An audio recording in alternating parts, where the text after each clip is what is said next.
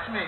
My style is impetuous. My defense is impregnable. And I'm just ferocious. I want your heart. I want to eat children. Pray. Right. Back here at the motherfucking Tough Talk podcast. It's your boy Phil Hunt. Today we got a guest. We got comedian Derek Humphrey. Say what's up to the people, Derek. What's up, motherfuckers? Yeah. You bitch. Derek's actually our first fucking white guy. Hell yeah. We got a fucking white guy here at the studio. Representation, man. Who am I kidding? We're not at the fucking studio. Derek's an affirmative action hire here. Definitely an affirmative action hire, man. I'm a quote. Where should we begin here, man? Took a little break after Thanksgiving, man. You have a good Thanksgiving? I did have a good Thanksgiving. I hung out here. Well, I hung out in Brooklyn. Yeah. We're up in Harlem now, but I hung out in Brooklyn. I didn't do shit for at least 48 hours. 48 hours? That's good, though, sometimes that break. Yeah. And the good thing about New York is even if you're alone, there's other people who move from miles away to be away from their family. So right, yeah. Whereas I'm from Indianapolis, that's where I spent Thanksgiving. If you're alone there, it's like a sad thing. Yeah. Oh yeah. And everything's closed. Everything's closed. Yeah. Whereas, like, at least here you can get Chinese food. Yeah, there's a lot of Friendsgivings going on. Yeah. You know, a lot of people away from home. So yeah, that's what we did. We went to a bar. Right. And the bar closed. It was a private event for the people who went. Awesome. For a few hours, and then they opened it up to the public. Yeah. Every year I see Popeyes has those turkeys. And I'm just curious. Because I'm like, oh, that shit looks good. I would get a Popeyes fucking turkey Popeyes right now. Cajun turkey, man. I be looking at the menu like, I should get that shit. But then it's just something lonely about ordering a turkey from Popeyes. Yeah. I'm very, like, with menus, I'm like, yo, whatever you do, that's what I want from you. Right, I'm not a fan of, like, branching out. Like the Popeyes turkey at Thanksgiving is like the single dad. Or like the part-time dad definitely. Option. Yeah. Definitely a very lonely event getting a turkey from Popeyes, I would imagine. They don't even probably know how to cook it. They probably be out of it. They're out of shit all the time. Yeah. But yeah, definitely when I go to a restaurant, it's like, whatever you do, that's what the fuck I want. Right. Like when I saw Taco Bell had fries, I'm like, I don't know, Taco Bell. Stick to burritos. I think I just want fucking tacos from you. Yeah. That's one thing I admire about Popeyes. You go on that motherfucker, they don't have any salads, like no healthy options. Right. They're like, look, you're here for trash, and trash is what you're gonna get. Whereas, McDonald's tries to jazz up the menu where it's like, oh, we have healthy options. No, you don't. It's fucking McDonald's. Right, yeah, burger and fries. Which romaine lettuce got recalled. I was happy about that. Why, you have a thing against romaine lettuce? No, I just hate healthy people. Oh. It's like, fuck you. I'm trying to be healthy. There's not even any proof that you're going to live longer than me. Who are you to judge me for eating my Big Mac, okay? It's like Keith Richards from the Rolling Stones. This is a very white guy reference. Nah, Keith Richards. I know who you're talking about. Yeah, I mean, he's 70-something, still drinking right when he wakes up. And probably shooting up, smoking cigarettes, and he outlived my dad. Makes you wonder. Yeah, he outlived my grandpa. He outlived like so many people. I had a grandmother. I had two grandmothers anyway. One of them went to the hospital all the time, and she was always on medication, and she lived to be like 76. And then my other grandma cursed, never went to church. Yeah. And smoked religiously and never went to the doctor, and she lived to be like 84. Yeah. So I'm like, I don't know, I might curse and smoke. Like, I feel like that shit keeps you healthy, really. Like, it's an opposite thing. You got to express yourself. It's that you're not worried about it, I think. Yeah. And I think the healthy people over worry about it, man. Worrying is what causes so much stress and anxiety. I think that's what causes cancer. Speaking of fucking animal people, this week, did you see that PETA released, like, things not to say? Yeah. And this is what I hate about PETA, like, and this is what people don't realize, and I mean, in comedy, we deal with censorship a lot, obviously, but PETA, like, they're like a shark, and like, if you give them an inch, then they'll try to take a mile. So when they closed the circus, I was like, did you see that they closed most of, I think, Barnum and Bailey circuses? Yeah. Because of cruelty to animals, and it's like, okay, first off, the circus is for children. So if you're even having the thoughts of like, oh, that animal's getting hurt, you're probably too mature to enjoy what's going on there. You should just shut the fuck up for the sake of the kids, right? Sure. Kids enjoy it. They're not thinking about that shit. They're just like, it's a dancing lion. Right. Or a dancing bear, an elephant, right? Yeah, an elephant bouncing on a ball. They closed the circus, and I made a joke. I think I put this on Twitter, because when I get famous or get on SNL, I'm going to get taken off for all the shit that I tweeted. Yeah.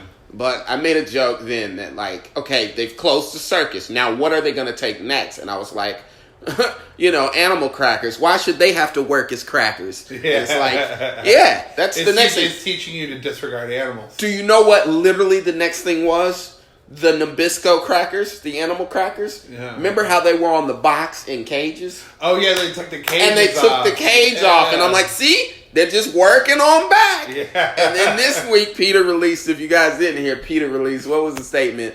Just harmful statements that they want removed from society. Yeah, killing two birds with one stone. Killing two birds with one stone. And they gave options you could use that don't harm animals. Bringing home the bacon. Yeah. Taking the bull by the horns. Yeah. And I'm just like, come the fuck on. Yeah, I mean those are old sayings that like they don't have any impact on an animal, on right. anything. They act like the animal heard you and felt bad. Right, yeah. Like, oh, I offended those two parrots when I said that. It's like, no. The thing is we had to kill two birds with one stone in order to eat. Yeah, 100%. There's reasons why those were sayings. Yeah. A bird in the hand is worth what? Two in the bush? Yeah. Did they get to that one? Birds of a feather flock together. Yeah. Just fucking working on sayings at this point, man. Yeah, I know. That's like, that's when people are starting to get fucking tired of this shit. What? That's the thing is, like, you give them an inch and then they try to take a mile. Like I said, it literally started with the circus. Next thing you know, they're freeing animal crackers, and now they're telling people what to say, and it's just like, we get it, man. I find the cracker part of animal cracker offensive. That's very offensive. That is offensive to white guys. That's offensive to white guys. That's an offensive term, man. You don't get a Proud Boy at your door. You keep it up. Fucking cracker. We gotta find something else to call them. Don't say his name too loud, man. Jesus Christ. Yeah. One thing about sayings, though, there's a lot of fucking sayings, man. Like, you're actually one of the few guys that's married in comedy, man. Like, that's interesting. Probably one of the few unsuccessful guys. How long have you been married? 2 years. 2 years? Awesome. Yeah, a little over 2 years. Marriage and comedy. Happy wife, happy life, right? Yeah, they say that. They say that. That's another saying Peter can change. Yeah, Peter's gonna have to they're gonna work on that next, that Peter, man. I love sayings because they're like, I feel like they're uneven. But that tells you in life what matters. Like, your wife is what matters. Like, the dude's happiness is not even up for debate. Yeah. Happy wife, happy fucking life. Yeah. It's cheaper to keep her. I know. But there aren't opposite sayings. Right. There's not like a, I don't know, what it would be for dudes. It's like, let her go, cut the bitch loose. MOB, money over bitches. Yeah. that's the saying. Yeah. We don't have any sayings. It's like, that saying, like, it's cheaper to keep her is real cynical because it's like, I'd rather have my money and deal with this woman deal with the headache than be happy. Almost, like, because our happiness is kind of tied to their happiness. I mean, I get it. I get the sayings. I just hate that they're uneven because I'm like, well, we need to sit around and who came up with these sayings first off? But they're always uneven. Like, even the homophobic one. What's the homophobic one? God created Adam and Eve, not Adam and Steve. Yeah. But it's unbalanced because it shows no malice towards lesbians. It's like, you guys gotta fucking have a meeting and sit down and come up with one that also reflects your hate for lesbians. Like, you gotta be equal in your hate, man. You can't. I think it's like I think, in my opinion, we hate society or culture or whatever traditionally has hated gay dudes more than gay women. Definitely. Sure. Yeah, because there's something about, even women don't like, for a long time, I remember women didn't like gay dudes. It became like a new thing in the last like 20 years. Because dudes will kind of date a bi woman and think that's cute, but by man is almost untalked about. Like, you know, do you ever watch Insecure with Issa Rae on HBO? I've seen it That's once. a white dude so let's put that on record. But she had an episode about that, and the character in the show broke up with the dude once the dude told it. Like, they literally sat down. I thought it was a great scene because it's like, yeah, you guys do kind of throw that as, toxic masculinity. It's like, well, we're just joking with most of the shit we're talking about. You know, man buns and whatever else. We're laughing about it. But you guys seriously will be like, oh, toxic masculinity. But the second it becomes your boyfriend, it's like, oh, no. Right, yeah. Because, literally the scene was great. Like, you know, he kind of asked her. Actually, it's fucking Langston Kerman. You know Langston Kerman, right? Yeah. He plays the character. Oh, it's Langston. Yeah, shouts out to Langston Kerman. But he asked her, the character on the show, you know, hey, have you ever been with a woman? And they're kind of laughing, and then she's drinking, and she's like, of course. But that was college. Yeah. And then at some point, she, you know, is just, you kind of, you know, after she goes on for 5 minutes telling her story, she kind of throws it at him, but she throws it at him in a very, like, sarcastic way almost. Right. Well, like in the sense of, you would never do that. Yeah, Silly me. That was college. You know, so how was your, you know, did you ever experiment? And he's kind of like, matter of fact, actually, me and this one guy, something, I went down on him, and you could see her face just drop. And, you know, that kind of ruins their relationship, but it's kind of funny because I thought it was great that she addressed that. See, you know, and my wife might not ever listen to this, but I could tell you what, if I were to go home and tell my wife, like, hey, listen, I sucked some dick back in the day. She would call me a faggot forever. Right. Like, even like jokingly, because she doesn't want to use, she's that type of liberal person where she don't want to use harmful language. No. But she would call me a faggot. Well, that's where you draw the line, you know. The language isn't harmful. I think, though, you do reserve the right to say that's not something I want to deal with. Because I know for me, like, a lot of guys fantasize about a woman who's bi, but that would make me almost insecure of, like, okay, so now I have to watch the guys she goes out with and the girls. Yeah. I'm like, I don't know, are you and Kate really shopping, or right? Yeah. Is that code for whatever else you're doing? I dated a woman, she told me that she would be like, I have a girl crush on this other girl. She's like, if I was a lesbian, I would be all over her. And I'd be like, you know, and then she ended up cheating. Nah. And I was like, well, maybe you would have cheated with this girl. You know what I mean? Like, these things that you say, like, you're kind of hinting at, you might really have that sort of feeling or whatever. But, you know, who am I to say? Yeah, I ain't with her anymore. To each her own, but that does double the amount of cheating potential. Mm-hmm. And even then, it's kind of funny when you meet somebody who's bi and they're single. It's like, whew, you're pretty much single and you can date anybody. Yeah. Like, everybody's open. I've never seen any of those couples that have an open relationship. I've never seen it work. Oh, it's ridiculous. But that's what I hate about my generation. I mean, I'm at the back end of being a millennial, and we don't have any definitions. I'll bring up something real quick, and I know you're pop culture and whatever else is going on. So Cardi B this week, her and the guy Offset broke up, and I mean, she didn't go a song without name dropping him, and I don't know why famous people think it's a good idea to get married, like two famous people. Yeah, I don't know. Especially in your prime. I think you can do it after, you know, the mansion, the cars, and you've kind of settled down into that fame after 10 years or so. Yeah, but whenever you see two people burning hot, famous, married, it's like, oh, this is bound to go wrong. I mean, we just kind of all watched Pete Davidson and Ariana Grande kind of crash and burn. Yeah. And then now we're watching them burn. But the funny thing was, the girl that allegedly cheated with Offset or whatever comes out on Twitter or Instagram and goes, oh, I didn't know you guys were, I didn't know your guys' marriage was serious.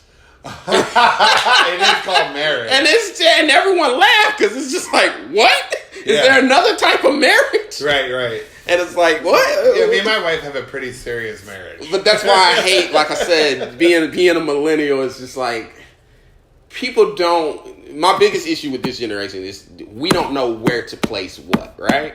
So, marriage, which is obviously a very serious thing, she thinks there's 3 types of marriage, apparently. You know, moderately serious to serious. And it's just like, no. To like, whatever. It's not how it works. Yeah, for some people, they do view it that way. They're like, I'm married, but whatever. Nah. But shit ends up falling apart. It's like, why'd you get married in the first place? I think a lot of people, open relationship is almost an oxymoron. It's like, no, there's no, if it's a relationship, it's not open. Right. So, yeah, it's an oxymoron. And it's just like, a lot of people are in like instead of being in love, I think. They think where it's like, no, if someone was to approach your spouse, you're supposed to be jealous and almost enraged. Yeah. Not OJ enraged. Right. But a little upset enough to where there needs to be a talk.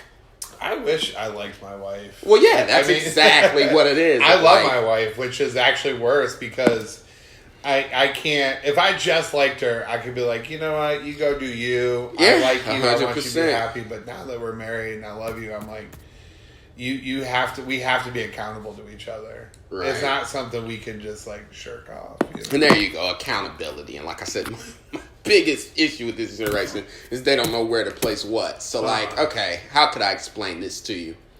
Oh, okay, so here's the thing, and I'll throw this at you, and this is all coming at you pretty fast. Mm-hmm.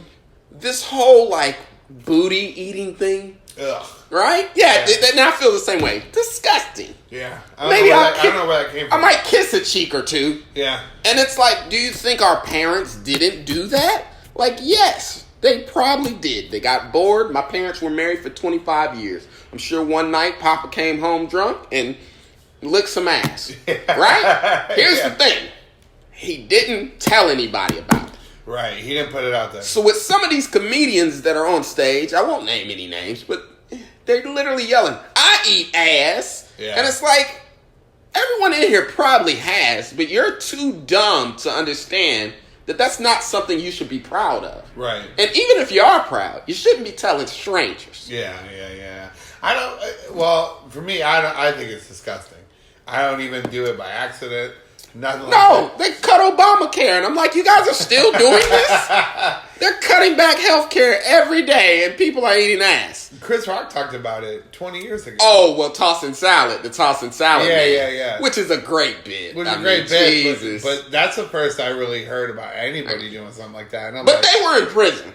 Yeah. These motherfuckers are free. No bars. Yeah. Just eating ass and then telling absolute strangers that they eat ass. Right, yeah. You know, through social media or, like I said, comedians on stage. That's just like, seriously. So this generation doesn't know where to place things. Here's the other thing. They don't know the difference between hoes and heroes, right? So you got Amber Rose has the slut walk, right? Mm-hmm. And she's like, you know, slut this, slut that, and she gets upset. And it's like, I haven't heard anyone call you a slut. You're right. Like, you keep bringing it up. Yeah. Like, nobody's called you that. Right. Or maybe people are calling you a slut because you're attending something called a slut walk. Right, yeah. So it's like this attempt to take ownership of something that no one should take ownership of. Right. You're a woman, you want to have sex with multiple partners. No one cares but your father. Yeah. In fact, I want you to because I know that makes a better universe. I think the people who do care are... There are people who are not going to like her for something else anyway. Exactly. You know, like... Nobody's looking at Amber Rose being like, you know what, she's a real good person. Except for the slut part. Right. And from the old school generation of, you know, our parents and uncles and shit used to say, it's not what people call you, it's what you respond to. Oh, yeah. So it's like there's not any need to, like, take back ownership of the word. Like, just anyone who calls you that is not mature. Right. So just fucking leave it there. But... is there a need to go around having a march? And then even when you switch it to the man side, it's like, there are things that women shame us for. Oh, yeah. Like, we're not having a Minute Man march. Yeah. If you want to call us Minute Men, there's no shame in coming quick. Like, you know.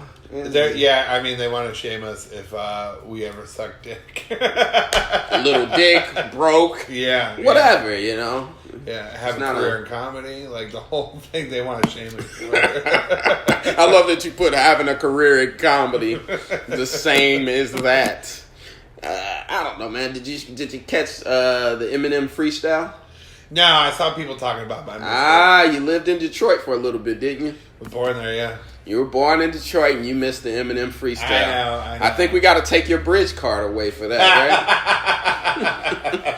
I think so. Well, I meant to watch it today. But. Bridge card is the Detroit version of an EBT card, folks. Don't ask me how I know that. I don't know. There's also Wick. Good old Wick. I used to get the juicy juice from Wick. I like Wick. Yeah, we used to get our shit from Wick. Yeah. No, I missed it, and I can tell you, I think that it's probably good, whatever it was, because, I mean, he didn't need to do it. Mm-hmm. He's also like 40-something years old. Here's the thing, and I'll see what you think about this. I mean, did you check out his last album, Minnie? Yeah. Okay. Did you think it was dope? I got it, yeah. Okay, here's the thing, and I try to explain this to people. It's like, dude, Biggie and Pac are dead. Yeah. Like you just said, he's like 40-something. It's like his 11th album, and people are like, this is crap. And it's like, you don't have really anything to compare it to because all the great people died. I mean, Biggie, Pac, obviously I just named, are dead. And everyone else has other interests. 50 Cent is, you know, he's got second life. He's #1 rated show on Power. Right, on yeah. Stars, you know, Power. Yeah. And he's directing that and doing music for that. And then you got Jay, who... Jay is like some kind of like cultural figure now. Yeah, Jay is iconic. And I mean, he's got Beyonce to keep him hot. Like, anytime his shit goes down, he just posts a picture with her. And people are like, oh, you're the best rapper ever. Yeah. And then even Nas, who released an album, Kanye produced an album earlier this year. And it was kind of lukewarm, where it's like, you don't really have a lot of shit to compare it to, though. And I mean, speaking of Kanye, you got Kanye out there. And now Kanye's putting out lukewarm shit. This motherfucker takes 3 years off or so, and then 2 years off, and then comes back with 7 songs. Yeah. And I thought about Tupac, and I'm like, this motherfucker got shot,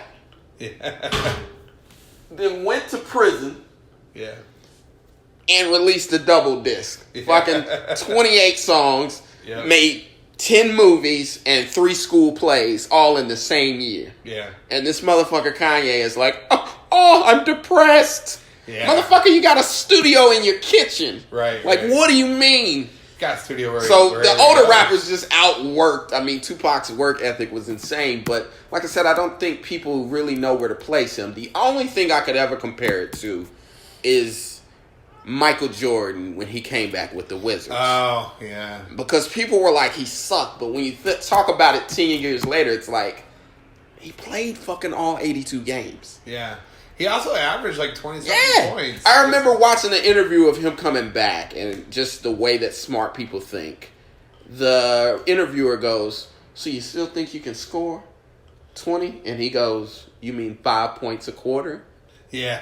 And when you think about it like that, it's like, well, that's why he's fucking great. Yeah. But he played all 82 games, which, I mean, you're a casual NBA fan. Like, motherfuckers don't play 82 games. LeBron just played 82 last year, and it was a big deal because he never played 82 games. Yeah. Michael Jordan at 38 played 82 games and averaged 20 points per game. And people will try to compare it, and it's like, you can't compare Michael Jordan to old Michael. He's old now. Right, yeah. It's like, compare him to other 38-year-old players. Right. And it's like Kobe. Compared to Grant Hill. Kobe's last year, he was hobbled. I mean, he barely played the last 3 years. Yeah. And this motherfucker, Michael Jordan, went out at 38. Now, granted, Kobe came out of high school. Michael Jordan went to college. All that shit. But I feel like 2 things can be true. All of that's true, and also, that motherfucker was 40 playing 82 fucking games. Yeah. So, you got to give it to him. So, with Eminem, I look at that like, well, compare it to everyone else's Knife album. Right. Yeah. Take Ice Cube's Knife album. Yeah. Don't compare Eminem now to fucking Slim Shady LP. Ice Cube's Knife album was Are We There Yet? The movie. I love Ice Cube, bro. I do too. Ice Cube was like one of the first rappers I really got into. Yeah, I love Ice Cube. Just really political. Eminem kind of followed his strategy of just being the most hated motherfucker on the planet to a T. You used to be able to see Eminem for like $4 back in 1990. Hilarious. 96. Yeah. Did you spend some time in Detroit, right? Yeah. We used to take people's cars. We used to go up and as kids and fuck around in the city. So yeah, I saw a lot of crazy shit, like crazy white kid shit too, like Insane Clown Posse. Yeah, ICP. Fucking House of Pain. Cypress Hill. They're all good, like rock, rap, rock kind of mashups. Well, that was my shit when I was a kid, because it was like, I liked rock music, but I didn't like solos and stuff like that. Yeah. And, like, sad a ballads. little lyrics and shit. Yeah, but I liked. I remember when Public Enemy had that song with Anthrax. They did a cover of "Bring the Noise." It was like in 1987, 88, somewhere like that. Yeah, that's they were like both on Def Jam. Fucking golden years, and Rick Rubin. And Rick Rubin, Rubin always find like great rappers and then add that rock sound and kind of fuse the two together. Yeah. Like we just talked about Jay-Z, and obviously 99 Problems is a very like raw rap, but it's more of a rock, like the actual beat is more of rock. Yeah. Well, it's like when you listen to Eminem shit, there's a lot of guitar in there. You listen to Kanye, my favorite Kanye album is Twisted Dark Fantasy. Yeah. And there's a lot of riffs. There's a lot of riffs and keys and keyboards and shit like that. So, but yeah. I just wish people would compare him to other greats' Knife album. And it's like, stop. It's never going to be the Slim Shady time again. Like, 99 is gone. Like, just fucking enjoy that he's still breathing. And you almost say, would you prefer he got shot? Would you? That's the biggest problem with fucking prefer it. The biggest problem with his legacy was that he lived. Because if he had been shot, because like say Tupac never got shot, right? And he was like 40 something now. Tupac probably he'd be close to 50 now. He'd be like 50. Yeah, 45 or so, I think. 50 somewhere. Jay-Z is weirdly like around everyone's age, and you're like, how the fuck is this dude still going? Like he was Big Daddy Kane's opener. Oh yeah, so it's just no, this motherfucker's ancient. Yeah, like this motherfucker has the fountain of youth or something, man. But yeah, Tupac probably be voting for Trump and pissing everybody off. Yeah. Like y'all could get Kanye to take the MAGA hat off, but if you think you're getting Pac to take it off, you got another fucking thing coming. So yeah, I always kind of wonder what they'd be doing at this point. But he would be in daddy daycare too. Yeah, 100%. Because you fucking mature and you grow up and. You know, I think people just get caught in the, it's very easy to impress one time. Like when you're new, you'll never be as good as when you're new because you're new to people. So, it's the first time in a strip club, right? Yeah. You only had $30, but it was the best night ever. Did you check out any of the fight this weekend? Wilder versus Fury? Yeah. That was pretty good, right? That was a pretty good fight, yeah. Did you actually watch the fight or? No, I couldn't afford it. Who could? I know. I had to watch the downloaded clips and whatnot. Yeah, the clips were good, man. Yeah. You know what I love about boxing is the last place you could be racist. Like, it's pretty much just race-based. You think so? Unless it's two black people. Then it gets weird. Yeah, because then you got or two white people. You gotta root for like the but white guy. Most of the fights are pretty, archaic. McGregor versus... And I mean, it boils down to nationality, but at some point, it can become just race-based. Right, yeah. Obviously, McGregor was what? Ireland? Irish, yeah. He's Irish, and then you had Mayweather that's, American black or whatever, but it's like, black people were pretty much unanimous for him. And most white people are just like, fucking Conor McGregor's gonna kick his ass. Oh, I knew Mayweather was gonna fuck him up. So even with Fury and versus fucking Wilder, he's just kind of going, all right, it's gonna be interesting. Yeah, well, I saw what's-his-face's rant before the fight. Wilder's, yeah. And like, I was like, man, all right, well, it really is a race. Fucking, they were slugging it out though, which is interesting to see because the last few big fights have been like middleweights and Mayweather and light super featherweights, and this was two fucking sluggers, old school style, just going after each other. You know what shit I like is the Japanese fights, because in Japan you could be like a 180-pound dude, 140-pound dude, and they'll let you fight a 300-pound dude. Oh shit! So they got no regulations over there. Yeah, because it's just like, hey, it's a fight. Yeah, you know, like there's one thing I loved about Roy Jones growing up. He's my favorite fighter. Is he would go up or down. Yeah, and I mean he took a few L's due to the fact that he was willing to go up or go down. Whereas most guys just kind of stay at their weight class and fight. Yeah. I feel like fucking Roy Jones, he that motherfucker could get a sex change and fight you if he could. Like, he had no boundaries. Like, he's like, oh, you the best woman fighter? Well, I'm going to be a woman next month, motherfucker. We're going to see about that. I watched one fight with him where this dude was swinging at him, and Roy knew his moves, and Roy put his gloves down. And then he put his gloves down, just looked at the dude, let him swing. Yeah. He swung, boom, and just hit him with the right because he knew what the guy was going to do. He used to stick his neck out at people and just almost like taunt you, and then when you swing, you fucking dodge it and counter punch, and you'd be down. But did you think Wilder won, or did you think Fury won, man? I don't know. I felt like Wilder won. It did feel that way, because when you see a mother, there's something powerful about seeing somebody get knocked out. Yeah. And you're like, hey, I got to put you down, man. I can't. Yeah. And even then, everybody's like, well, the count was slow, and you're seeing all these clips now where people got the timer, and they're like, look. Yeah. Slow count. And I guess one of the judges said they couldn't see everything. They said, like, boxing's hard to score. Yeah, it's loud and everything else. Like, they gotta have somebody up in like a booth, maybe, like to kind of score. But we hate that in the NFL too, because it's like we know what a catch looks like, and they've kind of ruined that now to where it's like, oh, look at his foot, zoom in, HD quality. Oh, that's not a catch, and everyone just went, oh shit, they just won last second, and it kind of takes away the fun.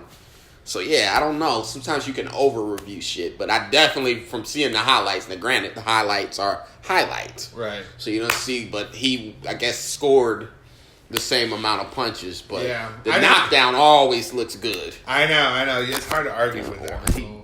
But they got great fucking fighter names. That's what I love about them. Yeah. Wilder versus fucking Fury. Yeah. Like, sometimes you see a fight and the names are just like, nah, I don't. Klitschko versus Mitrovic or whatever.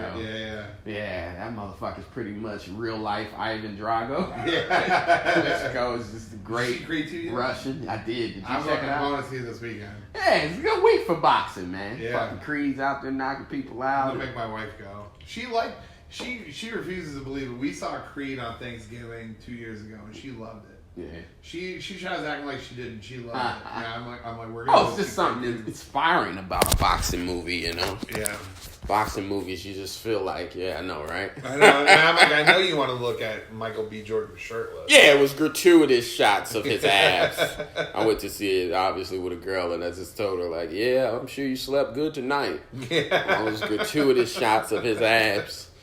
I made a mistake when I saw Creed 1 of asking a girl, like, what does the B in his name stand for? And she's like, Bay. And I'm like, fuck you. Yeah. You just paid for your own movie. Yeah. Guess what? Bay owes me $11.95. Definitely. But yeah, it's hard to watch a boxing movie without getting inspired, man. You get fired up. Get inspired to work out, and then I get home, and I'm like, I'm just going to open this beer. Fuck that. Right. Yeah. Definitely that, man. Just the training they go through. Every boxer's poor. Like, that's the tie that binds. Yeah. Because I feel like it'd just be wrong if a rich motherfucker whoops your ass. And, like, has his butler drop 30s on you, $20 bills or some shit. Yeah. Mr. Dream, was it? Who was it on the millionaire, Ted DiBiase. Oh, Ted DiBiase, the $1 Million Man. $1 Million Man. Yeah. Ted DiBiase. Throw money at you. He would stuff the 100 in your mouth. Yeah, he was really disrespectful. Yeah. He was making it rain before making it rain was a thing. Yeah. Grown ass man, you just wake up with a bunch of hundreds on your chest. Like, what the fuck happened?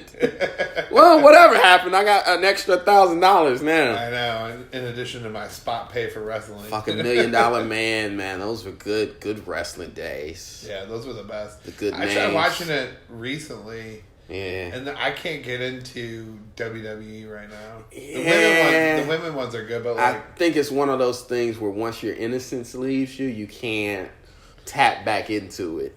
the characters are all too much the same. Oh, you think so? Yeah, there's not like because you can't do this thing anymore where you can. Remember, we had Iron Sheik, Yeah. the Russian Bolshevik. We had tropes. Yeah, And you it was had damn near Sergeant racist, Slaughter. but it was great. Yeah, but you can't. We had Gold Dust. Everyone thought he was gay. Yeah, you can't do that anymore. Yeah, Even yeah. like the gay guys. What's that? Them three. Oh, yeah. Those guys are- Dolph or whatever. Is that? No? New Day. Yeah, I forget their think that's name, New but Day, I know who yeah. you're talking about. I think that's who it is. They're clearly gay. Yeah. But they can't say it. Right. Even though this is the age of representation. Right. Where you should be being like, yo, these guys are gay. But yeah, it was very barbaric and archaic tropes and Yeah. the guy that doesn't speak English. Yeah. Yeah. You're like, I hate this guy. You're allowed to be xenophobic and hate foreigners. You're Yeah. like, fuck that guy when his stupid flag or whatever. So yeah, it's just different times, but great names. I think that's just I like I would said, like that Wilder name, versus though. Fury is great names. Wrestlers have some great names. Some names are just like you're meant to be a star. The Rock. It's Yeah. those 2 words. Even just Dwayne Johnson. To the point, yeah. Yeah. His first incarnation though sucked. Do you remember like Rocky Maivia Oh, God. when he had the blue and Yeah, that was a he used to long time love ago. Sable? He'd like try to get with her every time. He had the little curly hair, Yeah. and then he just became an asshole and went heel, and that shit worked. Oh, even Goldberg is a good name. Yeah, Even as yeah. simple and as Jewish as it is. Yeah, as simple as it is. Stone I Cold thought he Steve was a Austin. lawyer. Great names, man. I feel like that's one connection between rap and wrestling. Like you don't know who the fuck you're dealing with. Yeah. Like as rappers, sometimes it's just like, what are we talking about? Is this a fighter or fucking like Nature that's fucking Boy Ric Flair. a havoc? Yeah. It's like, nah, is this a rapper or a wrestler? Yeah. Oh, he's part of a rap duo. Okay, Mobb Deep. All right. Yeah. But that could be a tag team just as easily as it could be. Oh, fuck yeah, Mobb Deep. I feel like that's one That thing. name for That's sure. one thing our art is missing is the great nicknames. Like Yeah, the yeah. fucking nicknames. We need Fucking to start coming up with nicknames for people. yeah, maybe we do, man. Yeah. Like who's the rapper? Twister. Yeah. Like I don't know. This could be a rapper, or I could be getting slammed here. I don't fucking know what's going on. Vader, Yeah, Vader. Harlem yeah, Heat. yeah, It's yeah, like yeah. okay, are they gonna kick rhymes Gucci or Mane. right? The Yeah. Booker T. Yeah, Booker T. Yeah, That could definitely be a rap. Ric Flair. Fucking. That's Nature not a Boy. good one. Mr. Perfect. Yeah. That could Mr. be Wonderful. the Ultimate Warrior. Yeah. Legion of Doom. Yeah, you just never know, man. Legion of Doom would be a good rapper name. Yeah, definitely. Killer Mike. It's like, Yeah. am I gonna get slammed or is this Yeah. motherfucker gonna kick some And rhymes? that is a big dude. We gotta get some nicknames in comedy. I feel the last nickname was Cedric the Entertainer, Yeah. but Oh, nicknames God, have kind of gone out of style. Yeah. No comedians. That's Hamburger Jones. I actually met Hamburger a few months ago. Yeah? And I thought it was Is he great because, he's a cool motherfucker. Made it all the way to Family Guy. Guys, if you're listening, look up Alonzo Hamburger Jones on YouTube, and then watch him on Def Jam, and then watch Family Guy. And when they mention him in the cartoon, man, did you ever see that? I'll show it to you after this. It's great. Shucky Ducky. Yeah, because he's like, no, I was actually referencing Alonzo Hamburger Jones, the comedian who always said hamburger after. Oh, no shit. So it's just so funny because you never know who you're impacting when you do your shit. Yeah. I thought it was great because I met him, and when he gave me his number, I saved it with the emoji of a hamburger. And I was like, nice. I might never get the chance to do this again, so I have to do this. Yeah. You just get the chance to save somebody. Speaking of comedians, man, what influenced you to get into comedy, man? How long you been doing it, and like, where'd you start? I started in South Carolina officially, but I've been. I was a goofy kid in school my whole life. I loved Saturday Night Live and Living Color, all that sort of shit growing up in the 80s. Yeah, those were great, huh? Yeah, back in the day. And Living Color, Handicap Man. Woo! Yeah, you get in trouble for Handicap Man nowadays. I thought about yesterday. I was thinking about you cannot do Men on Film anymore. Oh yeah, yeah. The two snaps and yeah. Homie the Clown. I think you could still hit people with socks for saying dumb shit. You probably could. You could just, I think that was a great character. That was Paul Mooney, by the way, that wrote that. Oh, was it? Yeah, he invented Homie the Clown. Oh, that makes sense. God, that was such a great show. Yeah.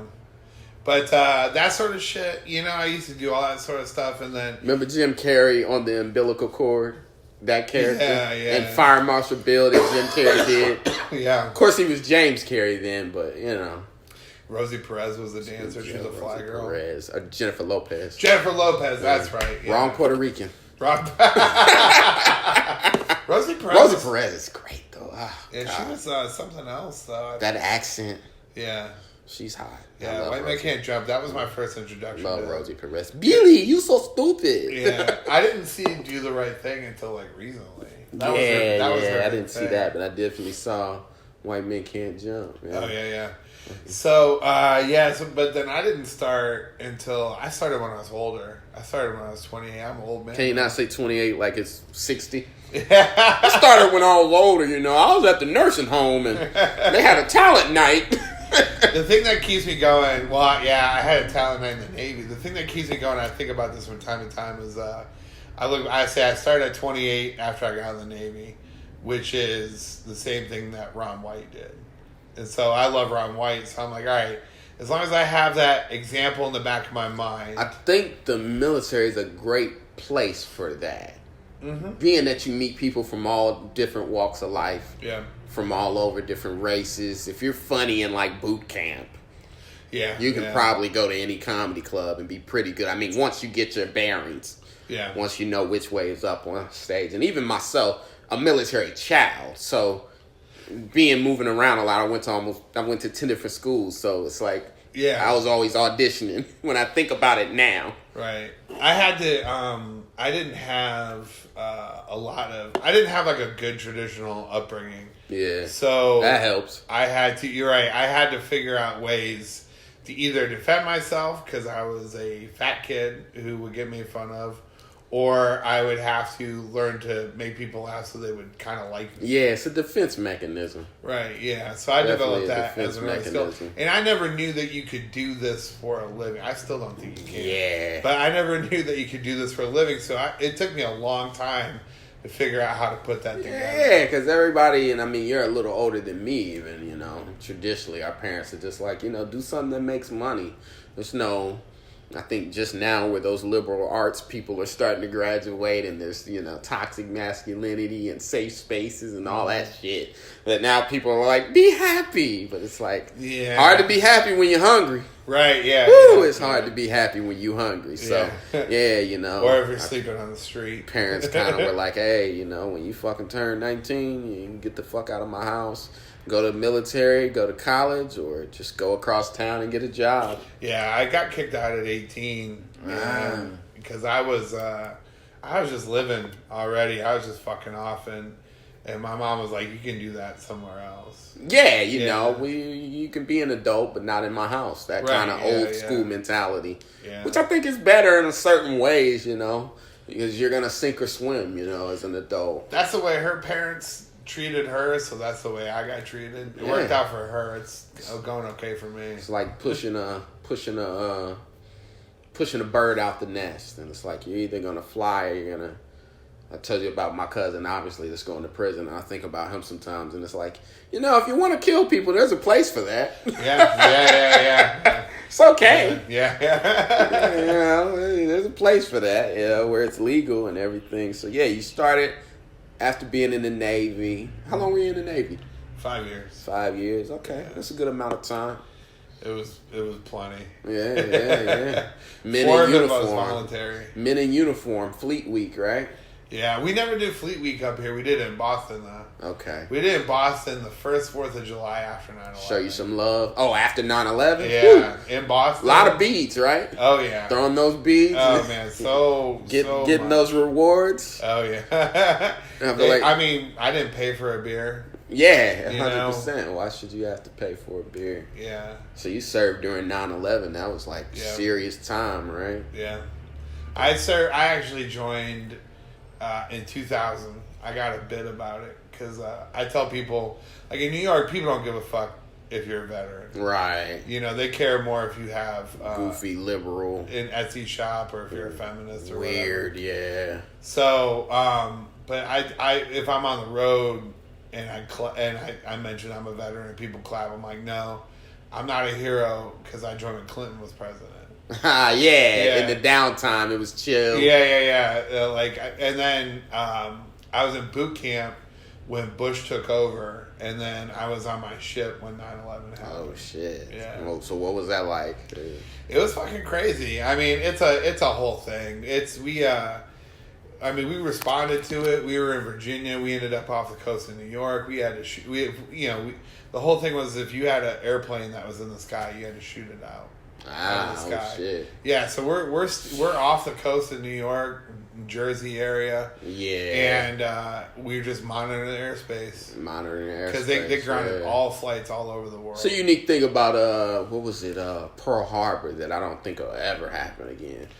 Because even 9/11, they used our own planes against us. Yeah. Where almost our radars are too sophisticated now that anything that flies in that ain't marked is getting shot down. Yeah, absolutely. And it's like, we'll shoot now and ask questions later. Yeah. Even if it happens to be our own people. But yeah, so I forgot randomly, I think somebody was asking me about, what were they asking me about? Oh, Pearl Harbor. Randomly, I think I was at a bar and there was an older white guy. And he asked me about, I think, was it 1942? Yeah. And I was just know how I know the year? There was a video game called 1942 for Nintendo. Yeah, I remember that. And my father had it. I mean, obviously, him being in the Air Force. Yeah. So the guy said something, and he was talking about his father. Something, 1942. And young fella, do you know what happened in 1942? And I'm like, Pearl Harbor. I'll take Pearl Harbor for $500. As their prizes. And this is what was funny. And I mean, you can trigger anybody, but you know me as a comedian. At some point, it's just like, you know what? I'll just say this and see what happens. Because he was going off about how his father had to fight, and I said, well, you know, I know. He goes, you know, most young people wouldn't know something like that, and I'm like, yeah, I know because there was a video game, something, and he's like, oh, man, that's a crock of crap. There ought to not be a video game about a day like that. And I said, yeah, I know, you know. The next thing you know, they're going to have, you know, a 9/11 video game. Yeah. And I saw him get pissed, and you know how comedians do. Sometimes we stick the knife in and then turn it. Yeah. So once I realized, like, he was getting pissed, I was like, oh, let's just see how fun this is going to be. So I just threw this at him, and I was like, you know, you'll probably even be able to play as the terrorist. And he's like, oh, fuck no, you better not. He's slamming his hand on the bar, and I'm like, this guy's getting drunk. I should probably I should probably leave him alone. He's like, you better not be able to play as Al-Qaeda. And I'm like, nah. I usually don't talk about it. That's why I don't talk about it with strangers, because if people start asking my opinion about it, because part of the reason I got out is because we invaded Iraq. Right, yeah. And I didn't want nothing to do with that. There had no connection in that. I made the joke on Facebook about Daddy Bush, because obviously, you know, he just passed. And I was like, oh, I read his bio. I didn't realize the W in George W. Bush stood for war. Oh, yeah, I saw that. Because everybody says it was just payback. His father kind of wanted him to make that happen because, you know, whatever they had going on. Yeah. And some type of legacy stuff. That's why I do think, and I mean... They sent assassins to try and kill him. Wow. That's why I think that George W. Bush was partially like, yeah, we're going to go fuck this motherfucker up. You gotta be careful. We're gonna get a knock at the door. We know you're in there. Yeah, there's one thing I've learned: the government's so inefficient that they couldn't. Yeah, man, it's especially with this jackass in office. Crazy. But that's why I think you kind of hear this casually thrown around in conversation. But it's like when those motherfuckers start a war, the first person to go should be someone in their family. Because you are sending people to get killed. And a lot of times for your whatever, you know, petty grudges are with Yeah. other world and other countries and their leaders. So, yeah, I think sometimes, especially when you see like Trump, I mean, obviously dodged the draft, and a lot of these people did. Well, that's the thing. The poor always go and fight, right? And that's the thing rich. that I feel like is wrong about it. Where it's like, nah, if we're gonna do this, let's make it fair. Let's send enough people from everybody to where we think twice about sending people. Right. Like, people are complaining about those drones, and it's like, that's better than humans. Yeah. Better than fucking humans. Yeah, I think that's the next thing. Like, the next Pearl Harbor is going to be a thing of drones coming in. Yeah. Oh, I was listening to the news, and I heard that NYPD has drones now, and I was like, oh, God. Yeah. Are they racist, too? Yeah. Like, seriously? They've got the drones, like, you can get in the store.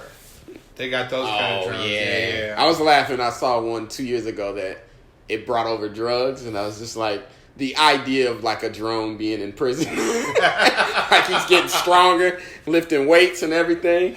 In Seattle, they got an app, right? And you can put you buy it like a nickel bag of weed. Wow. And a drone will deliver it to you in 4 minutes and 20 seconds. The fucking future. You're like, hey, drone, I think you shorted me, motherfucker. Yeah. I ordered a nickel. This ain't no nickel. I waited. Yeah. Somebody's just stepping on a drone, just stomping on it. You gotta hit it with a baseball See bat. the drone in the alley, like, smoking some of your shit before it delivers it.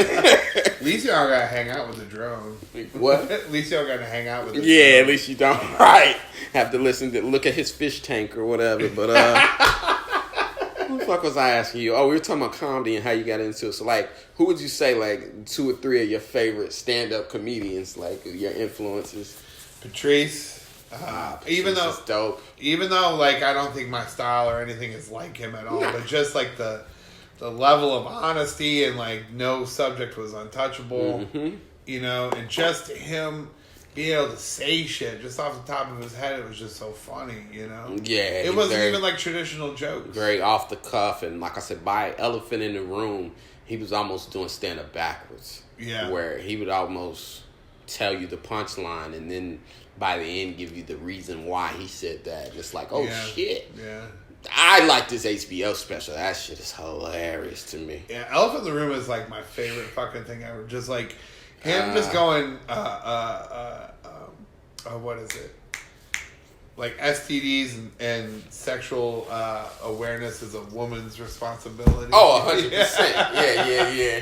And the joke about Mike Tyson. Yeah. Oh, the joke about Tyson. Oh, great. Yeah. We won't repeat it here because God knows if we get in trouble for tweets, we get in trouble for that. Hell yeah. You know what I thought of the other day? And it's funny because, you know, certain comedians, you didn't even know their name, but you knew the jokes.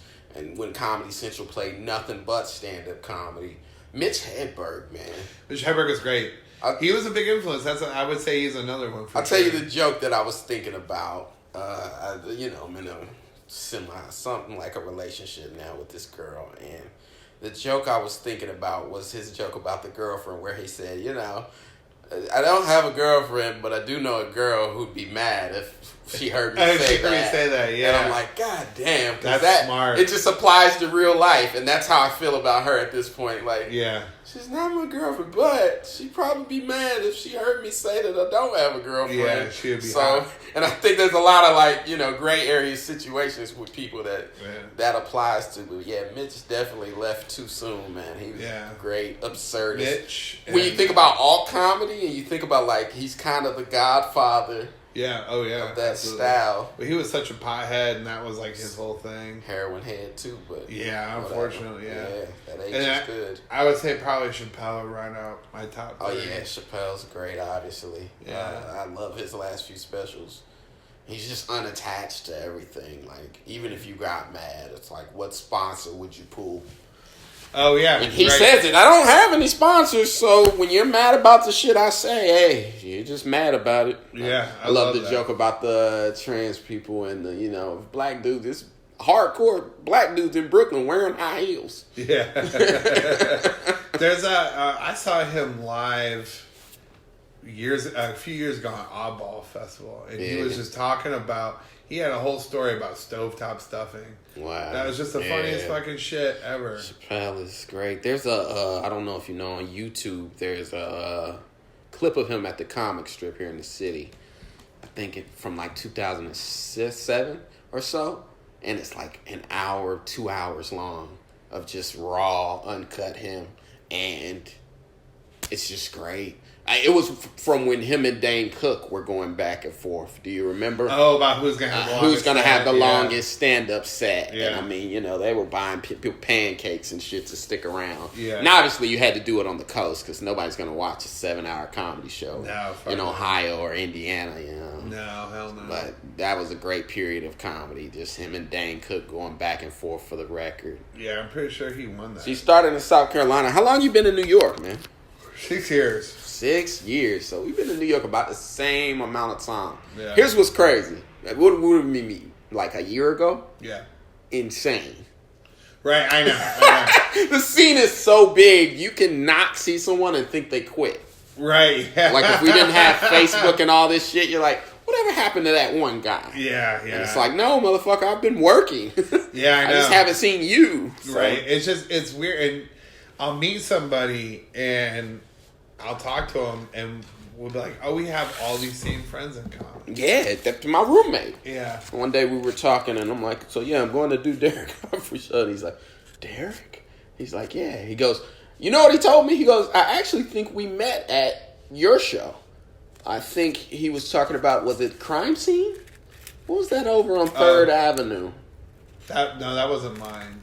But you were there, and I think he was Yeah. like, yeah, you know, he was there. And I'm like, I don't remember that. Oh, man. But yeah, New York comedies, there's so many comedians that it's just yeah.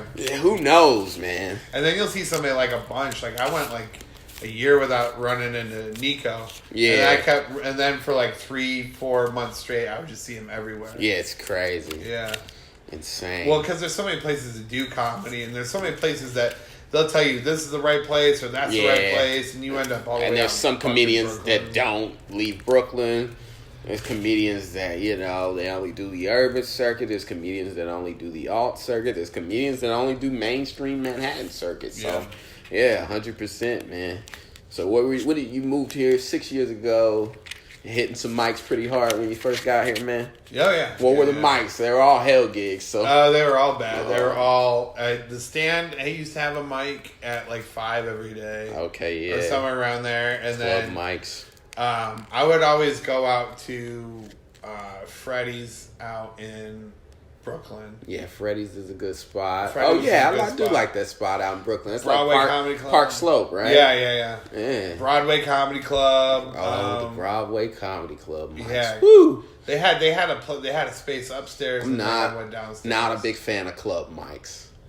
I'm not either. I New York feel like Comedy the clubs should only see you as you're auditioning or something like that. But for some reason, all the clubs have a mic, and it's just like, Yeah. Which you can smell a new comic from a mile away, right? Oh, yeah. They send you the friend request on Facebook, and it's got their damn background, and it literally looks like they just went around taking pictures in front of signs. Yeah, absolutely. You see the comedy club background, the stand, and it's just like, wait, is this guy at the stand? And you're like, maybe it's someone I don't know. Then you think about it, you're like, I've never seen this guy in my life. Right. Then you figure out they've only been doing stand-up for a year. Yeah. You can smell that coming, too, because at their job, job title on Facebook, it says employer, stand-up comedian. Yeah. And it's just like, oh, God. Yeah, job, stand-up You've comedy. Definitely been doing this for less than a year. Yeah.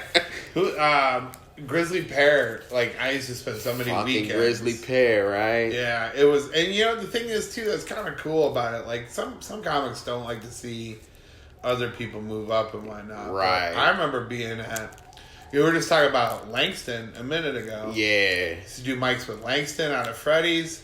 I used to always see Emma Willman over at Grizzly Emma Pear. Willman's great. She's really nice. Always willing to help. Like, yeah, anytime. she's super sweet. And Michelle Wolf, Michelle Wolf, see her at Freddy's mic, and then all over, and now she's big. Yeah. Huge. White House correspondence big. Right. The president's enemy list. Yeah. He's got her on the list, definitely. All these people who are like famous now, Joe List, Mark Norman, Mike Lawrence, those were the guys who were just Mike Lawrence did a lot of mics, and it was kind of weird because he'd come in and everybody's head turned, and everybody, of course, then would try to do their real stuff. Yeah. It's like he doesn't care. He's just working on his shit, buddy.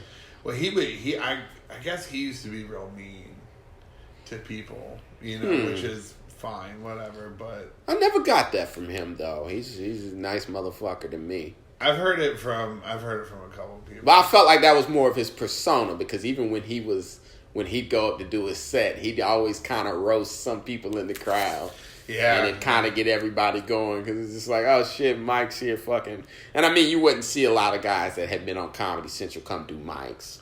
Yeah. Yamanika would come sometimes to do like Petey's mic. Yeah. And that'd be kind of dope to just see somebody, like I said, that was just on TV at a mic working out their shit. Yeah. Because I think a lot of people do feel like once they get on TV, I'm never going to a mic again. But I think you need to go to stay fresh and to remember why it's a privilege to do spots. Yeah. And to be on TV. I just hung out with, I did a mic last week. Which I stopped doing as many as I used to do, and Ian Fidance was there, and it's like, I mean, for those who don't know, he's a funny guy. He's past the cellar, but he's still doing a 2-minute mic. Yeah, as a kick in the cage. I think sometimes just to be around new comics and the energy they give you. Like, I feel like we both give each other energy in that situation. The veteran comic is giving you a little hope because he's like, oh, I used to do this. I remember being real down and shitty one day. I was at the Strip about to do late night, and I just was in a bad mood. And late night is, you might make it off that list, and you might not. Yeah. So I was just shitty and just feeling like, God damn, this just comedy in general sucks.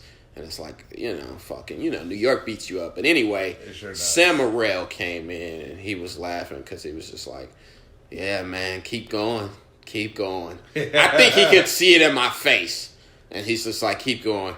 Keep going. And I'm like, huh? And he's like, dude, we should be just like you guys. Like, we used to stand around this table every night. Yeah. And I was like, yeah, I didn't just hear every night. And just, I don't know if this is going anywhere.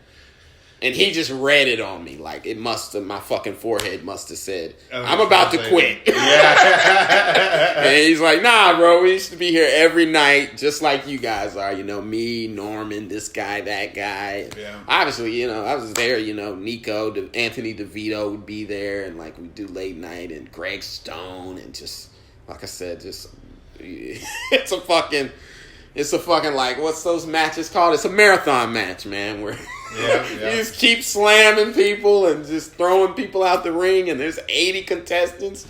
And what I was telling somebody the other day was, like, you don't realize about New York, and, like, because I went back home for Thanksgiving, and I got to hang around the comics in Indianapolis, and shouts out to my boy Ernest Hicks, by the way. He took me over to the club Jokers there, and that shit's dope. Oh, cool. Yeah, but you kind of know the scene. There's 2 or 3 comics that have potential. And then there's a bunch of, like, old-timer has-beens. Yeah. Then there's, like, the category of, like, hobbyist almost. Yeah. Just doing this to pass the time. The wife gets a kick out of it. My buddies get a kick out of it. Like they wear a tie. They come out to my... Yeah, exactly. You know the type. But what I was telling him was so tough about New York is every day there's a new contestant. Yeah. Whereas, Indianapolis, you kind of know the scene, you know who to look out for, you know what clique to get in. But you take 2 months off in New York, there's a new 40 people, and 10 of them are fucking good. Yeah. And the other 10 are just such great at networking, no one even notices that they're not good. Yeah, I met a kid last night that I never even met this dude, never heard of him or whatever. And I was like, I'm not going to say nothing about his comment on like that, but you can tell he's a young dude. Yeah. And I feel like I'm out enough on the scene, and we were talking, and he's like, yeah, I write for this TV show I'm doing an hour coming up at this venue, and I'm like, I've never even fucking heard of you. Yeah, there's a new contestant every day, man. Yeah. It's like good on you. Like I said, it's like a never-ending Royal Rumble. You throw somebody out the ring, and then here comes 20 more comedians, and you got to throw all of them out the ring. And, you're trying to get to the booker and give them your email and get the email, and they're right there in front of you, Yeah. So that's what the fuck New York is, man. It's just every fucking day. And then what's weird too is you can be on a show with someone who's on the Forbes list. Or they're on SNL and it's like, motherfucker, I mean, I just came from, this or whatever. Yeah, I remember, oh God, I think it was... came from work and this motherfucker just came from SNL. Yeah, it was that's exactly what happened to me a month ago. Not even a month ago. Yeah. It was, a little bit over a month ago, before I went on vacation, my last show. I had a show down Lower East Side at Poco Bar. Right. It's a great show. Every Wednesday, they run a fantastic show. And I had just left after, doing some delivery, some crap like that. And I went up before one of the cast members of Saturday Night Live. And after somebody who's been in movies. Right. And that's, the great equalizer, because I had a good set, too. Stand-up is, the great equalizer. And that's what sucks sometimes, because you had a better set. And you got to go get on the A train, and this motherfucker's got a limo waiting outside. And you're like, fuck, can I just get a ride in the limo? Can you give me a ride in my next That's spot? the weirdest thing about New York. Yeah, I was arguing with somebody about, which place does it hurt more? And I'm like, it hurts more out here, definitely. Because I'm like, back home in Indy, you're competing for spots at a bowling alley. And nobody's leaving in a limo. Right. And nobody's making six figures from stand-up. Yeah. So you're not that hurt. Everything seems kind of removed. All right, man. Well, I've kept you for long enough here. We're going to get down to motherfucking business. Let's do it. Goddamn fight night portion, man. Can you remember, your earliest fight? What's your earliest memory of a fight? I used to get a bunch of fights when I was a kid. I mean, because I was fatherless child, so I had a lot of pent up anger. Yeah, that's true. And just the kids I ran with, and I say probably third grade, I started just being a little hellion, and third, fourth grade, somewhere around there, started getting in fights in school and shit that. School fights and stuff like that. Because we all were poor. In it, and we didn't really have racial divisions as kids. We didn't really think about that sort of stuff. Was this in Detroit or Ohio? It was in Toledo. Okay, yeah. Yeah, we didn't really have it didn't seem like it wasn't anything motivated outside of anything other than I think I'm the toughest fucking kid, or you made fun of me too much. Yeah, just fucking. You said you fucked my mom, or trying to be like king that. of the hill, basically. Yeah. So that sort of stuff for sure. So you got some fights in the third grade. Schoolyard fights. You remember any of them being bad? Yeah. Oh yeah. One kid. I remember one time when I was in sixth grade, this kid started a fight with me, and I swung on him, and I was aiming for his chin, but then he moved his head up, and I caught him in the neck. I caught him in the neck, and it split his neck open. Oh, shit. Not obviously his windpipe or nothing like that, but he was bleeding out of his neck. Ugh. His sister fucking freaked the fuck out. This big-ass black chick, she freaked out. She was twice my size. Yeah. And we used to make fun of her for being so fucking big. She came snatch me up. Precious. Yeah. So his sister was Precious? Yeah. She was a and halfway... you throat punched him? I on accident. Did the sky turn black? And somebody was finish him. And you fucking throat punched him? He was crying. He had to go to the principal and all that. He had to go to the nurse. I got suspended from school. This is fifth grade, I think. Fourth or fifth grade. That's pretty vicious, man. Yeah. Hitting kids. I didn't hit nobody in the throat till I was in eighth grade. I didn't mean to. What was that? By the time I saw light, I was already a man. Yeah. Like Bane over here. But there are a lot of fights where I grew up at. A lot of dudes would take the lock. Yeah. The school lock and put them the around school lock and put them on the knuckles. Yeah. That was one. Yeah, definitely, man. And that's part of the reason why I wanted to leave, because as I got older and I was like, man, everybody here is just fighting and angry. There's and nothing hurting. else to do, really. Nothing else to do. I gotta get the fuck Toledo, out of Ohio. here. I mean, what? You're just like dreams deferred of like, people never leave. So it is like, when I went home for Thanksgiving, I realized like, oh shit, everybody's just fucking everybody's wife. Like that's what we're doing. Oh my god, because sad. it's so boring that it's just like, might as well. Well, I guess I'll drink with Michelle while Mike's at work. Oh, fuck that. Like, my friends were telling me stories, and then they've all got guns, and I'm just like, is there a war happening? What's going on? Right. But then I realized they're just bored. One of my good friends, one of the only ones who stayed back there in Toledo, he called me up. He's talking about how he doesn't have any direction in his life and shit like that. I'm like, dog, go to church.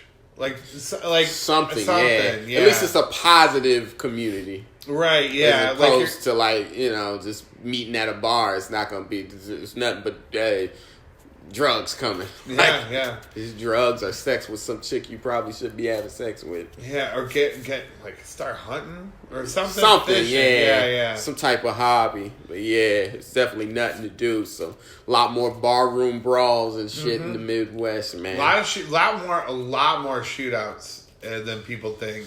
Yeah, drive-bys and shootouts and shit. Toledo? Oh yeah. Oh, shit. Yeah. It's especially in the last 15 years as like the auto industry is fucked up.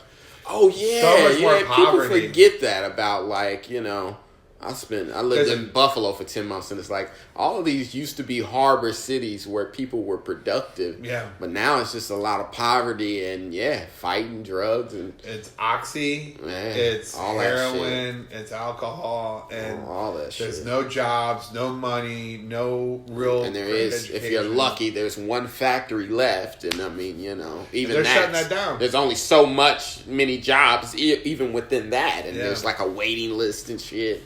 It's pretty sad. Yeah. So you said you throat punched somebody before you even got out of grade school. Like, what was like? Can you remember like a time you got beat up bad? Like worse? Yeah, I've only gotten beat up a couple of times. I like how casually you said that. Yeah, you're like the comedian that's like, oh, I never bombed. What is that? Wait, huh? That happens to people? Yeah. People go on stage and no one laughs. Really? Yeah. You're like, I'm a Sinbad of fighting. I've never gotten beat up. What does that even mean, No, I've been beat down, but never beat up. I got, in 8th grade, I got beat up. I love that you remember the year. No, I'm sorry, 7th grade. Because your win, you were like, it might have been 4th or it might have been 5th grade. Yeah. But your loss, you're like, it was 8th grade, 2nd semester, right before those progress reports came out. Yeah, I got beat up by Steve Cherry. Oh, shit, don't say his name, man. We're going to have to bleep that out. I'm sure. Because I don't want to get beat up by Steve Cherry. I'm sure Steve's probably dead. He's got a pretty bitch-ass last name to be beating people up. Cherry. Well, he's another one of these broken kids, coming from impoverished area and whatnot. And we just I can't even remember why we got into a fight. I couldn't tell you. And I didn't get hurt, but I got bested in the fight. Like at one point in time, I was down on the ground and he was hitting me. Like I was trying to get up and he grabbed my head and was hitting me like in the head. It didn't even hurt, but it was just a matter of like, I want to get the fuck away from this dude. Yeah, it's embarrassing. So it was embarrassing. The embarrassment. And then you're white too, so like you get red and shit. Yeah, And I remember being in like lunch line and I remember this girl, Jada Wilson. I love that you're naming names. Yeah, she was like, because I'd known her since like kindergarten. Yeah. She was like, oh, you got your ass whooped. And I was like, no, I didn't. She's like, we all saw it. Yeah, I know, right? I did. I was like, whatever. I still didn't get beat up. And back then, there's no Facebook to go retell the story and be like, oh, you know how comedians bomb and then go home and get on Facebook and go, I killed tonight. Or it was the audience's fault. Right. Yeah. You're like, oh, bad crowd. Bad crowd. Host tough sucked. crowd, Yeah, host sucked. It was. There's one thing I'm thankful for, though, that all these fights, there were no cameras. Yeah. Say a fucking World Star generation now where you got to relive your ass whoopings. I watch some of those videos. I know, right? We all do. I like seeing the ones where the bully gets beat up. Guilty pleasure. Yeah. Those are pretty good usually when the bully's getting his ass whooped. Like we all saw that teacher recently whoop that kid's ass. Yeah. That was pretty cool. See, when I was in 8th grade, I had a music teacher that wouldn't put up with any shit. And one day I kept smarting off. She grabbed me by the arm and slammed. I used to sit up against the wall. She slammed my shoulder into the wall, and I couldn't even believe that she did that. Yeah. And she was like, "You're gonna sit the fuck down, shut the fuck up." I went home and told my mom. I was like, she put her hands on me. My mom goes, "Good." Yeah, 100%. You deserved it. You 100%. And I think that's where we went wrong in this country. It's like parents that defend their kid when they're wrong. Yeah, there's too much of this, like you believe your kid instead of the adult. Yeah, where it's like the adults used to kind of laugh and kind of go, oh, yeah, remember when we used to, oh, well, we'll fix this shit. Yeah. Whereas now the parents yelling at the other adult, like, fuck you, don't do that to my kid. And it's like, your kid probably deserved it. Right, yeah, your kid for sure deserved it. I deserved it. I remember my mother used to laugh and would kind of be like, okay, which one of you has a diploma and which one of you doesn't? So who needs to listen to who? And it's like, yeah, now that I'm an adult, I kind of get that concept. Yeah, that's actually pretty smart. People definitely defend their kid when they shouldn't be defending their fucking kid. And I thought it was great that teacher in California that fought that kid got money after like the GoFundMe thing. Oh, for real? Yeah, but a lot of people donated money to him. I'm just like, no, that kid deserved an ass whooping. Yeah, he did for sure. Fucking challenge an adult. Like they used to say, you want to be treated like a child, then act like a child. Stay in a child's place. Yeah. You can act like a man, and I can treat you like a man. But treat you like a man, you can get beat like a man. And it's like, so you fucking got beat like a man. You fucking are on camera, though, throwing shit at the teacher. Right. So it's just like, they need to give them more. I was glad, though, in seeing that video that teachers don't have guns, because that kid would have been shot. that kid would have been fucked up. Maybe just pistol whipped, I think. A good pistol whipping would have got him in shape. As a guy who had to carry a gun for a little bit in the military, I definitely do not think that people should be mandated to carry a gun. 100% I pulled my gun on this dude. He wouldn't relieve me for watch, right? Yeah. So you only get so many hours of sleep, right? Right. And I would have to stay on watch from like midnight till 4 a.m. So I would only get to be able to go back to sleep from 4 until like probably 6. Yeah. To get a couple hours for the day. And this dude didn't want to get out of. And I didn't have the gun loaded, but I pulled the gun out and I put it up to his head. Oh, and I was like, "Get the fuck out, or I will beat you with this." Right. Because like. You just had to let him know it was real. You cannot fuck with my life. Yeah, you are fucking with I'm only getting this much sleep, and you're gonna fuck with that? Yeah, you're fucking with my mental health, Sampaio. From the Bronx, I'll come find you. Just dropping names all over the place. He said that's Sergeant to you. That's fucking Sergeant to you. Don't forget about his rank. But yeah, man, fucking. Sampaio used to steal people's shoelaces. What? He used to steal people. So that was more about him stealing people's shoelaces than anything. Huh? Yeah, he used to, like, if you had because everybody want to keep their sneakers clean. Right. You got white shoelaces. He'd be like, I'm going to take this I'm going to steal this motherfucker's shoelaces. Hilarious. Military. Like, military really is like being in jail. It is. It is. When people are stealing people's shoelaces, the rations, the amount of time you get to eat. Mm-hmm. Yeah, my father used to, he would make me make the bed. And, I can remember getting into a fight at school and him having to come get me. And getting in the car, and he'd be more mad that he discovered my bed wasn't made than he would be about the fight. He's trying to still discipline it. That bed wasn't made this morning, and I'm like, oh, so you don't care about the suspension? He's like, nah, I care. But, that would be the least of my... But you gotta make your fucking bed, and I'm just like, Jesus, dude, what did they do to you in the military if you didn't make your bed? Oh, man, they'd fuck your life up. Over a bed. They would, yeah. But no, that's what's great about the military. They understand the small things lead to the bigger things. I try to preach that shit to my wife. She don't listen. Yeah, 'cause she didn't have to wake up at 6 a.m. So, all right, you got in a fight with that kid. You got beat up pretty bad. Was there any blood? You bleed? Oh, yeah. Yeah, there's blood. Yeah. There's I've bloodied a few It's noses. the embarrassment, man. Did you have to see that kid again? Like, did you go to high school with him or something? No, see, that's the thing. I think he ended up dropping out or going to like a dumb kid's school. Sometimes, yeah, when those kids that used to kick everyone's ass decide to drop out, you're like, good decision. Yeah. Good decision. Absolutely. I don't have to see you any fucking more. Yeah, go to fucking Jesus. trade school. Right. It's like Job Corps. Yeah. Like Job Corps is one step away from prison. Yeah. Like literally. I wouldn't be surprised if that did. I mean, I hope he went and had a great life, but I wouldn't be surprised if he's in jail. Yeah, 100%. There was a dude. There was a guy I got knocked out. I got choked out. Oh shit! It's sophomore year. Was his name Debo? I don't want to say his name because don't say his name. Yeah, because I got choked out by this dude. And me and this guy used to be friends. We used to know each other since like third grade, but then he got into drugs, and not just like casual drugs. Like he was real drugs, steroids. Oh shit, steroids and weed. Steroids. And when we were 17, was this Brian Bosner? Steroids. It's about the boss. It was the boss. Yeah. When we were 17, he had a BMW but no job. Oh shit! Yeah, that's obvious. Right. Yeah. So. But he, just as like a goof, like he used to do MMA before MMA was a thing. He wrapped me up. He wrapped me up in history class, and I was out for about, I don't know, probably 2 minutes. Jesus. I was out and in class. Where the fuck was the teacher? It was in between class. It was in between. So I woke up in the next class. People are like, what the fuck are you doing?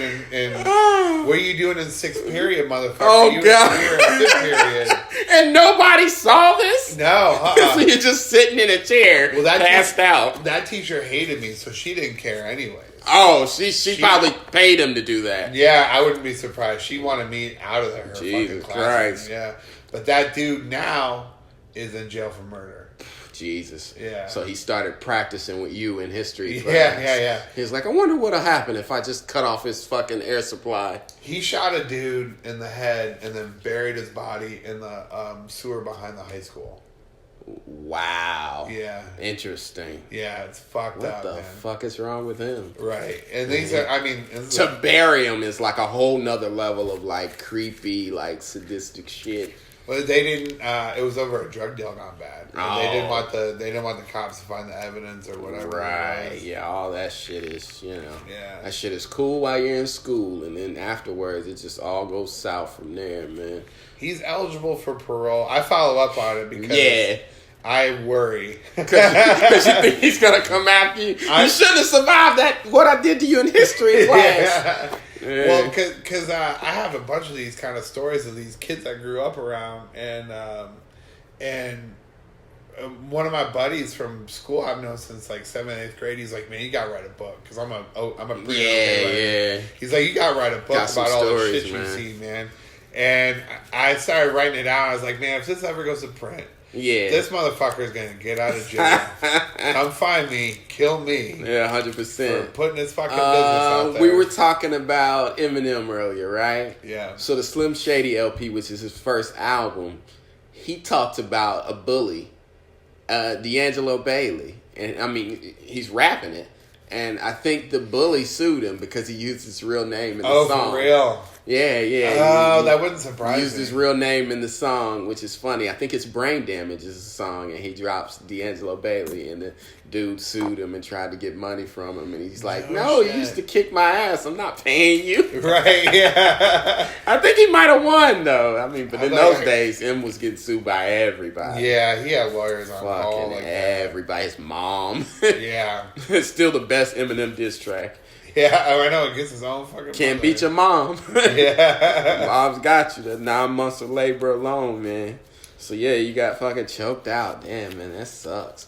Woke up in the next class. That shit was like time travel. Yeah, it was. Like, I mean, I wish today would speed up, but not like that. What the fuck? So I got in so many fights when I grew up in the city, and I got in so many fights, and I got in trouble so much at school that we moved out to the suburbs my junior year. Awesome. And my mom said, if you get in trouble at this school, and you go to juvie, or if you go or you get expelled, we're either sending you to military school or we're kicking you out early. Yeah. We're gonna get rid of you. Right. And the very first day of school, this one kid shoulder checked me into a locker. Jesus. And my first instinct, and I was like, I balled up my fist, and I was like, I'm gonna beat this dude's ass and make him an example in front of all these fucking suburban bitches. So we just go ahead and get that out the way. Yeah, and I just looked at him and I was like, man, I just thought in my head, I was like, you're real lucky. Oh, man. I didn't do it because I had to get through school. I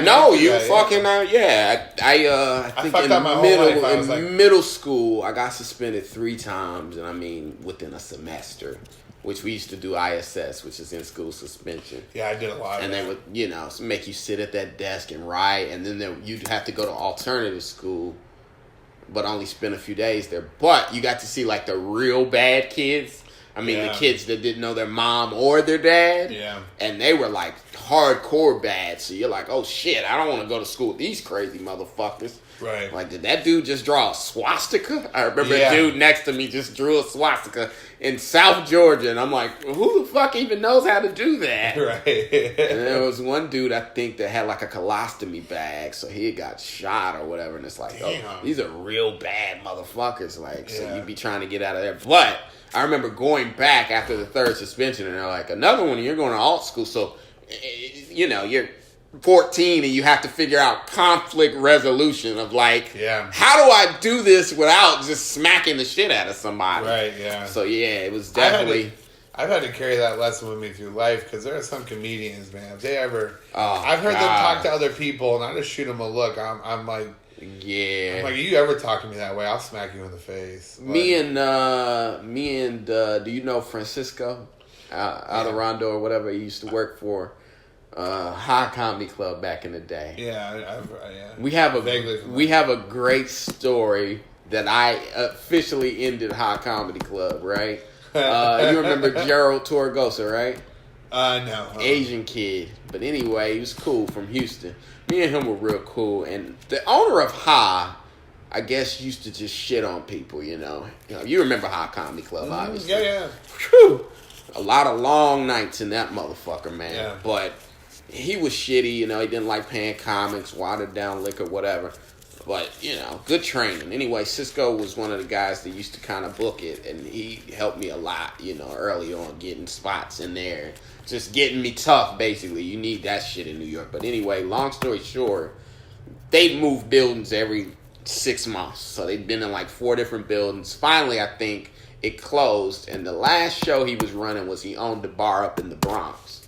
And Gerald used to tell me stories all the time. Like, yo, I talked to the owner last time, and he was like, yeah, your punchlines suck. You need to do this. You need to do that. Long story short, I'm like, yo, who is this guy? I never see this motherfucker. There were 2 owners. And I just think, man, if this motherfucker ever says anything to me. But anyway, long story short, I go to the Bronx, this bar he owns. He's doing a comedy show. We come up there, and Cisco's there. Cisco goes, hey, I think his name was Anthony. Hey, Anthony, Phil and Gerald, the comedians are here now. And he goes, what the fuck do you bring them up here for? And it's like, oh, shit. What? This guy's talking shit. But I was ready for it because Gerald had been telling me how shitty he was. Yeah. So anyway, we do the show or whatever. We do pretty well. We come off or whatever, and we're talking about getting paid. And he's kind of like, pay? I'm paid enough. And he's like, and I'm just start going off. I'm like, dude, I don't know if you think Eddie Murphy's walking through the fucking door, but he's fucking not. Like, I don't know what the fuck your problem is. I was like, you better fucking pay us right now. Like, I'm going the fuck off. Because he was mainly talking to Gerald. And I'm like, I'm not. I don't know what you guys do, but you don't fucking talk to me like that. Yeah. And I'm just going off on him because I'm like, dude, what the fuck? We just did a show. There were people here. They paid to see a show. And now you're sitting here talking about you're not going to pay us and, you don't like our comedy and we're not good and who you told him to get. And I'm like, Eddie Murphy, I told him verbatim, Eddie Murphy's not walking through that fucking door. Right, yeah. So anyway, he winds up paying us, and that was the last we ever seen of him. Her sister kept telling me, like, yeah, that dude quit or whatever, you know, he's not doing comedy anymore, and Hot Comedy Club closed. Rest in peace, so we make a joke. But, you know, comedians, you know, exploitation versus exposure.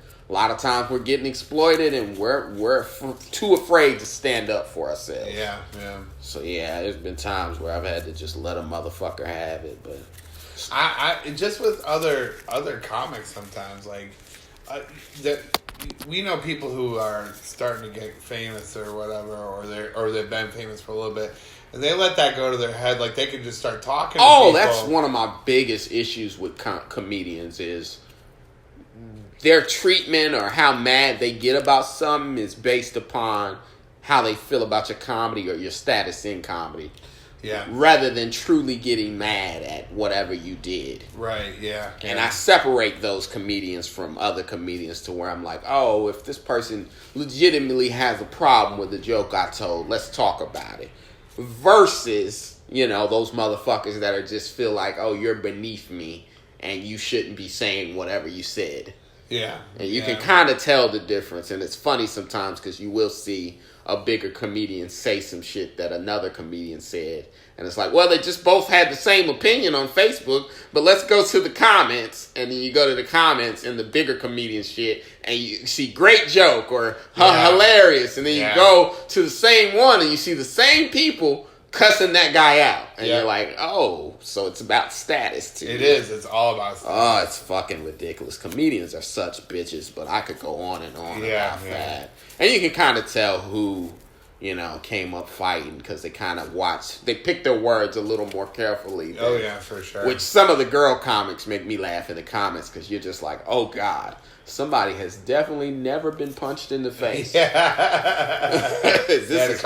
is so frivolous. I remember saying something to a comic about something he said online, and I mean, this was a guy, obviously, but he might as well be a girl. But he said some shit to me that was so rude that I just went, oh, I'm going to see you one day in person.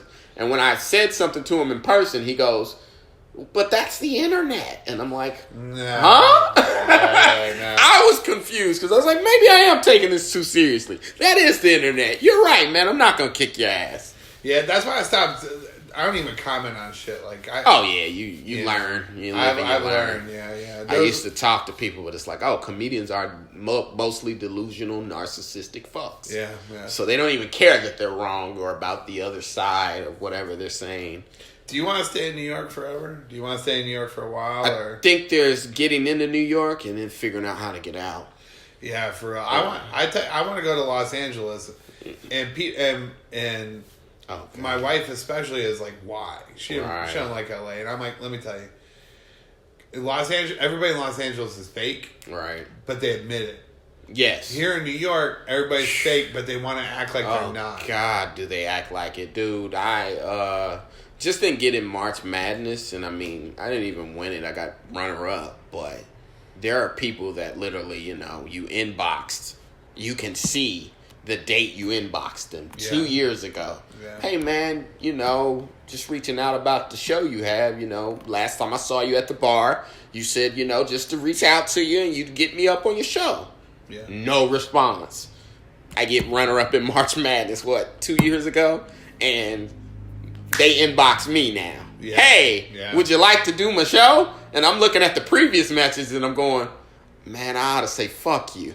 Right. And then you think about it and you're like, but I need that spot. Yeah, sure, man. I'll come on down and do your fucking free bar show. Absolutely. Because I need to, you know, win contests to get on your free fucking bar show. Right. I need to work all my life to do your free fucking God, shit. it's fucking ridiculous sometimes. But yeah, definitely. Just getting in New York and then getting out. Because there's also people who you can become a local joker, you know. Yeah. Fucking train material in Wisconsin. You ever be on the train and blah, blah, blah? Yeah. No, motherfucker, I've never been on the train. Yeah. Well, let's talk about Puerto Ricans. What the fuck is a Puerto Rican? Right. This is Wisconsin. Right. We don't have Puerto Ricans here. So, yeah, 100%. You can become a local, definitely can become a local joker, man. But, we've been doing this for a minute, man. It's great having you. Tell the people where they can find you at, Derek. I'm on all platforms at Derek_Humphrey. Come check me out on Instagram and shit. I post my dates up there. And I have my own podcast, Derek Mansplains It All. Phil was a guest. Yeah, go check out that episode and check out the podcast. Follow him. Yeah, it was Two Dope Kings. Yeah. That's a nice play on words there. Guys. As usual, you can find me at I am Phil Hunt. Send me hate mail or whatever. Yeah. I appreciate it. Like, share, and subscribe. Tough Talk Podcast, man. It's been a great episode. You got any upcoming shows anywhere? I might be waking up in your 6th period class. Yeah, definitely waking up in 6th period class. That was that $1 million dream. Yeah. That might have been him. That might have been Ted DiBiase. Yeah, I woke up with we gotta look at the tapes. Yeah, at least if you're gonna choke people out, leave $100 bills in their mouth after they pass out. Yeah. But what the fuck? I'm at Eastville Comedy Club the 18th of this month, and then I'm doing a headliner set at QED. If anybody lives on way the fucking Astoria, on the 21st. And, I am at Caroline's on December 20th. Nice. I'm at Stand Up New York next week, December 13th, I believe. Come check me out at any of those shows, folks. Thanks. Like, share, subscribe.